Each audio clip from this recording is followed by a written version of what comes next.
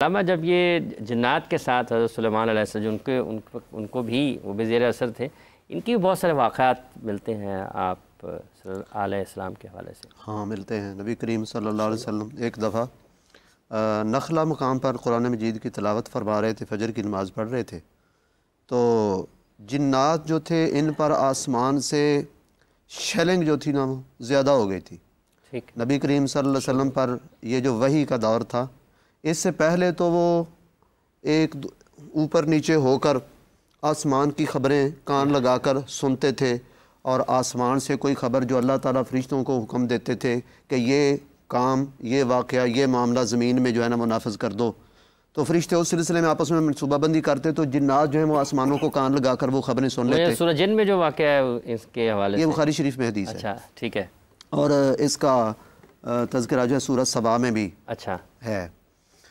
تو وہ جو جنات تھے وہ پھر وہ خبر اوپر والا نیچے والے کو، نیچے والا نیچے والے کو، اور پھر وہ کسی کاہن کو، کسی نجومی کو، کسی ہاتھ دیکھنے والے کو، جو چاہو سو پوچھو کہنے والے کو بتاتا۔ وہ جیسے آج ہم دیکھتے ہیں کہ عامل نجومی ناگی بابا، ہاں وہ ایک آسمان کی سچی خبر جنوں سے اس عامل بابے نے سنی ہوتی، اس کے ساتھ 100 جھوٹ ملاتا، وہ ایک سچی ثابت ہو جاتی، تو لوگ کہتے ہیں یہ بڑی کرنے والا ہے، تو اس کے وہ 100 جھوٹ بھی مانے جاتے۔ نبی کریم صلی اللہ علیہ وسلم پر وحی کا یہ جو دور ہے یہ شروع ہوا نا، تو پھر یہ آسمان کو کان لگانے کا، خبریں سننے لیک کرنے کا جو سلسلہ ہے، اس پر زبردست جو ہے تھوڑا وہ پیرا لگا دیا گیا، اور اوپر سے شیلنگ جو ہے وہ تیز کر دی گئی۔ تو جن جو تھے انہوں نے کہا بھئی کوئی نیا معاملہ کو بڑا کھڑا ہوا ہے جس وجہ سے ہم پر اتنی زیادہ سختی ہو گئی ہے، تو دیکھو ذرا۔ فَضَرَبُوا مَشَارِقَ الْأَرْضِ وَمَغَارِبَهَا، نبی کریم صلی اللہ علیہ وسلم فرمایا انہوں نے زمین کے مشرقوں اور مغربوں کو چھان مارا، تلاش کرنے نکل گئے کہ یہ کیا معاملہ ہو گیا ہے۔ تو وہ لوگ جو تہامہ کی جانب چلے تھے نا، تو ان کا گزر ہوا نبی کریم صلی اللہ علیہ وسلم کے پاس سے، تو انہوں نے قرآن مجید والا جو کلام تھا، یہ شاندار اور معجزانہ اور فصاحت و بلاغت سے بھرپور یہ کلام سنا نا انہوں نے، تو سن کر فوراً جو ہے وہ اس نتیجے پر پہنچے کہ یہی کلام جو ہے نا، یہی ایک نیا جو سلسلہ ظہور پذیر ہوا ہے، یہی کلام ہمارے اور آسمان کی خبروں کے درمیان حائل ہو گیا ہے۔ تو یہ جو شیخ نے کہا نا، وہ عفریت جن جو تھا، وہ کہنے لگا میں آپ کی مجلس برخاست ہونے سے پہلے لے آؤں گا، تو وہ وقال الذی عنده علم من الکتاب، وہ جن جس کے پاس، جن بھی کہتے ہیں کچھ لوگ کہ یہ جو تخت لانے والا تھا یہ جن تھا، چونکہ پہلے ایک عفریت کا معنی ہوتا ہے خبیث، جنوں میں سے ایک جو بڑا خبیث اور کھڑپینچ تھا ان کا، اس نے کہا آپ کی مجلس برخاست ہونے سے پہلے میں لے آتا ہوں۔ تو پھر وہ شخص جو جنوں میں سے خبیث نہیں تھا، وہ بہت نیک آدمی تھا، بہت علم رکھنے والا تھا، عالم تھا کتاب کا، تو اس نے کہا میں آنکھ جھپکنے سے پہلے لے آؤں گا۔ تو پھر جو ہے وہ لے آیا، تو اس کے لانے پر پھر سلیمان علیہ السلام نے اللہ تعالیٰ یہی بھی آتا نا قال ھذا من فضل ربی، ھذا من فضل ربی لیبلونی اشکر ام اکفر۔ تو ایک قول اس میں یہ ہے کہ وہ نیک آدمی تھا، ایک قول یہ ہے کہ وہ نیک جن تھا۔ ٹھیک ہے۔ تو بہرحال یہ واقعہ سلیمان علیہ السلام کا ایک، اور یہ جو مسجد اقصیٰ کی تعمیر والا معاملہ ہے، ہاں جی، اس میں کیا چیزیں ملتی ہیں؟ اس پہ نبی کریم صلی اللہ علیہ وسلم سے اتھینٹک کوئی بات مضبوط اور پختہ سند کے ساتھ تو سامنے نہیں آتی، جیسا کہ ایک مفسروں نے لکھا ہے۔ البتہ وہ جنات جو تھے عمارتیں بنانا، یعملون لہ ما یشاء من محارب و تماثیل و جفان کالجواب و قدور الراسیات، ٹھیک ہے، وہ محاریب، محراب کو کہتے ہیں، محراب عبادت کے کمرے کو بھی کہتے ہیں، تو عمارتیں بناتے تھے، و تماثیل اور مورتیاں بنا لیتے تھے، اور و جفان کالجواب و قدور الراسیات، اور حوضوں کی طرح بڑے بڑے جو تھے نا وہ بناتے تھے، وہ ٹب ہوتے ہیں جو تالابوں کی طرح،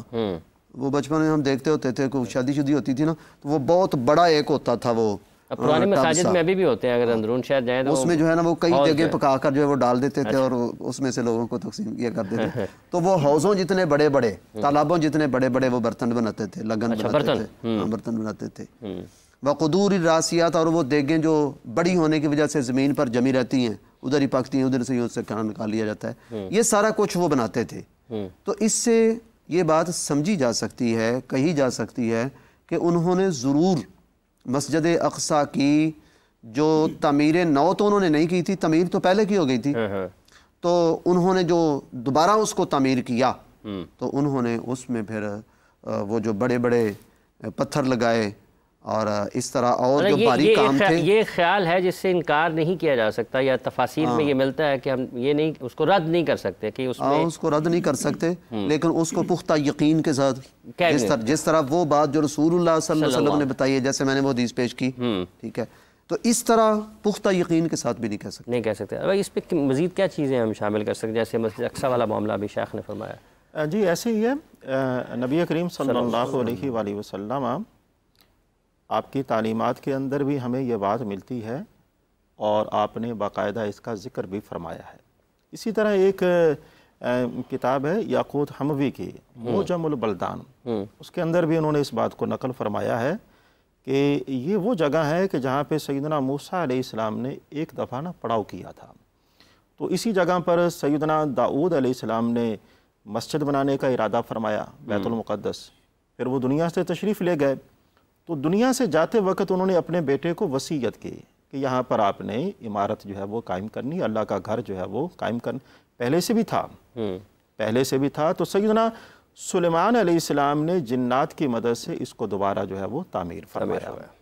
تو جنات کے حوالے سے یہ ہے کہ جس طرح کہ حضرت صاحب بھی بیان فرما رہے ہیں، سیدنا سلیمان علیہ السلام نے ان سے بڑے بڑے کام لیے، ایسے بڑے بڑے کام لیے کہ جن کا آج کے دور میں تصور بھی نہیں کیا جا سکتا تھا. عمارات بنانا، محل بنانا، اور ایسی جگہیں کہ جن کے بارے میں آپ کی وہاں تک رسائی بھی نہیں ہو سکتی. تو سیدنا سلیمان علیہ السلام ان کے ذریعے وہ والے تمام کے تمام معاملات جو ہے وہ سر انجام دیا کرتے تھے. اصل میں یہاں پر ایک بات بڑی دلچسپ ہے، سمجھنے والی ہے. میں تو ایک بات کہتا ہوں، جو خدا کا ہو جاتا ہے پھر خدا کی خدائی بھی اس کی ہو جاتی ہے. سیدنا سلیمان علیہ السلام نے اپنی ساری زندگی اللہ کے فرمان کے مطابق گزاری ہے اور اللہ کے فرمان کی آگے لوگوں کو تعلیم دی ہے. اللہ کے فرمان پر عمل کرنے کا نتیجہ یہ ہے کہ اللہ پاک کل کائنات کو اپنے بندے کے زیر نگی فرما دیتا ہے. اب دیکھیں نا، ہوا کو مسخر کرنا، جنات کو آپ کا فرما بردار تابع دار بنانا وغیرہ وغیرہ، یہ تمام کی تمام چیزیں ایسی ہیں جو اللہ کی قدرت کا اظہار کر رہی ہیں. ساتھ ہی ساتھ اس بات کا اظہار بھی کر رہی ہیں کہ سیدنا سلیمان علیہ السلام کی اللہ کے نزدیک عظمت اور مقام و مرتبہ کیا ہے. دونوں چیزیں ہیں. تو ان دونوں چیزوں میں ہمارے لیے درس یہ ہے کہ اگر ہم لوگ چاہتے ہیں کہ ہمارا اللہ کے ساتھ تعلق مضبوط ہو تو ہمیں پھر چاہیے کہ سب سے پہلی بات یہ ہے کہ اللہ کے فرمان پر عمل کرنا. اللہ کے فرمان پر عمل کرنا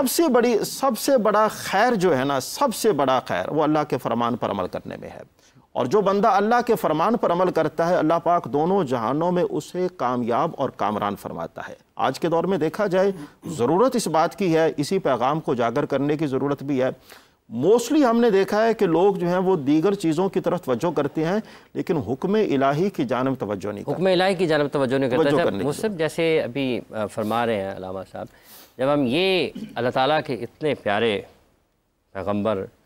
اللہ تعالیٰ نے اتنی رحمتیں ان پر فرمائیں، اور کہ پھر بھی جو دعا ہے کہ اللہ مجھے شکر کی توفیق عطا فرما. حضرت سلیمان علیہ السلام، جس طرح کہ شروع میں بیان ہوا کہ یہ وہ عام نبی تو ہے نہیں، بادشاہ نبی ہیں،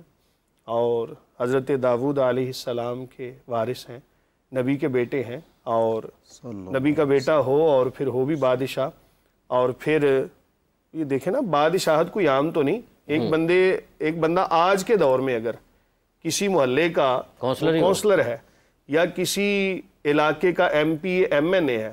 تو اس کی اکڑ، اللہ ماشاءاللہ اچھے لوگ ہوں گے، ان لوگوں کی بات کر رہا ہوں جن کے اندر یہ کبھی چیزیں ہیں کہ اس کی اکڑ نہیں دیکھی جاتی. وہ کسی کے ساتھ سلام لینا گوارا نہیں کرتا. اللہ کے نبی ہیں اور ہیں بھی سلطان نبی، بادشاہ نبی. ہواؤں کے اوپر حکومت ہے، پرندوں کے اوپر حکومت ہے، جنات کے اوپر حکومت ہے، اور انسانوں پر ہی نہیں بلکہ پوری کائنات اللہ تعالیٰ نے آپ کے لیے مسخر فرما دی کہ آپ جس طرح چاہیں تصرف فرمائیں. اس کے باوجود ایک ہدہد کی بات سن کر جب آپ نے اللہ رب العالمین کی بارگاہ میں سجدہ کیا کہ مولا کریم میرے سے کوئی ایسا، بلکہ ایک روایت میں یوں بھی ملتا ہے کہ حضرت سلیمان علیہ السلام کا تخت اڑتے اڑتے ہوا میں اس قدر بلند و بالا ہو گیا کہ جس طرح وہ جنات کی بات کر رہے ہیں نا، کہ فرشتوں کی آوازیں سننا، تو روایت میں آتا ہے کہ آپ نے نا وہاں سے آوازیں سنی، وہ جو فرشتوں کی آوازیں ہیں، کلام اور ان کا آپس میں بول چال کرنا. تو ایک فرشتے نے عرض کی مولا کریم تیرا نبی اس قدر بلند و بالا، اور کیا کہیں دل کے اندر کوئی ایسی بات تو نہیں آئے گی؟ تو روایت میں آتا ہے اللہ رب العالمین کی طرف سے ارشاد ہوا کہ اگر میرے پیغمبر یا کسی بھی بندے کے دل کے اندر رائی کے دانے کے برابر بھی تکبر ہو تو یہاں سے اٹھا کے تحت الثری میں پھینکوں گا. فوراً سے تخت کو زمین پہ اتارا، اللہ کی بارگاہ میں سجدہ کیا کہ مولا کریم یہ بات نہیں ہے، جو بھی ہے سب تیری عطا ہے. بتانے کا مقصد یہ ہے کہ اتنے جو برگزیدہ نبی اور اتنے اعلیٰ مقام کے اوپر فائز نبی، تو وہ بھی جب اللہ رب العالمین کی بارگاہ سے کوئی ایسی بات سنتے ہیں تو فوراً اللہ کی بارگاہ میں سجدہ کر کے شکر کرتے ہیں، مولا تیرا شکر ہے، یہ ساری بلندیاں تیری عطا کردہ ہیں. اور ایک واقعہ یہاں پر من کان یرید العزت فللہ، اللہ اکبر، ومن شکر فانما یشکر لنفسہ، کہ جو بندہ شکر ادا کرتا ہے اس کے شکر کا فائدہ اسے ہی ہے. ایک واقعہ میں یہاں پر وہ بیان کرنا لازمی سمجھوں گا. حضرت سلیمان علیہ السلام نے ایک مرتبہ اللہ رب العالمین کی بارگاہ میں عرض کی، ناز ہوتا ہے نا کہ یا اللہ تو نے اتنا کچھ عطا فرمایا ہے تو میں تیری مخلوق کی دعوت کرنا چاہتا ہوں، پوری مخلوق کی. اللہ رب العالمین کی طرف سے ارشاد ہوا کہ اے پیغمبر یہ جو رزق کا عطا فرمانا ہے نا یہ ہمارے دست قدرت میں ہے، یہ ہم ہی ہیں سب کو رزق عطا فرمانے. نہیں مولا کریم میں تیری مخلوق کی دعوت کرنا چاہتا ہوں. تو اب ناز کی بات تھی، حکم ہوا ٹھیک ہے آپ اگر کرنا چاہتے ہیں تو کر لیں. روایت میں آتا ہے کہ آپ نے جنگلوں کے اندر جنات کی ڈیوٹیاں لگا دیں کہ تمام کے تمام جنگل ایسی دیگیں بنائیں کہ ایک ایک دیگ کے اندر 70 اونٹ تیار ہوتے تھے پک کے. جب وہ جنگلات کے اندر آپ نے کھانے کا سامان تیار کر دیا اور مختلف قسم کی جگہ کھانے سے بھر دیں، تو روایت میں آتا ہے ایک مچھلی نے نا اپنا منہ سمندر سے باہر نکالا اور عرض کی حضور کہ مجھے نا زیادہ بھوک لگی ہے